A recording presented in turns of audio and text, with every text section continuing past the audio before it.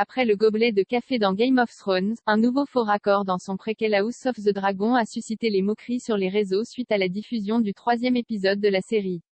Non, House of the Dragon n'a pas fait de crossover avec She-Hulk, à l'occasion de la diffusion du 3e épisode de la série préquelle de Game of Thrones, mais le doute était néanmoins permis, la faute à une erreur de post-production ayant laissé apparaître à l'écran un gant vert destiné à être effacé numériquement au montage. On le sait, le roi Viserys Ier souffre d'un étrange mal, causant un pourrissement de sa chair, ce qui explique l'importance capitale de la question de sa succession. Dans le 2e épisode, nous découvrions que la maladie avait atteint des doigts de sa main gauche, alors qu'il se soumettait à un traitement peu orthodoxe en plongeant l'avant-bras dans un bol d'asticot pour se débarrasser des chairs nécrosées. Ce détail n'a pas été oublié dans l'épisode 3 de House of the Dragon, mais à bien y réfléchir, mieux aurait valu qu'il l'eût été. Car un gant d'effets spéciaux a été oublié par l'équipe de post-production, entraînant un faux raccord qui a beaucoup fait rire sur les réseaux sociaux.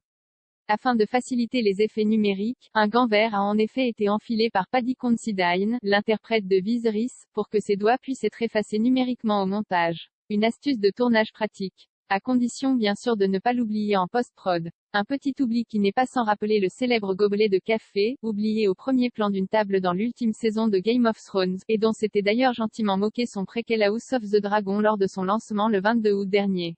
Podcast, on débriefe le premier épisode de House of the Dragon. Les épisodes de la série House of the Dragon sont à retrouver chaque lundi en exclusivité sur OCS City et sur la plateforme OCS à la demande.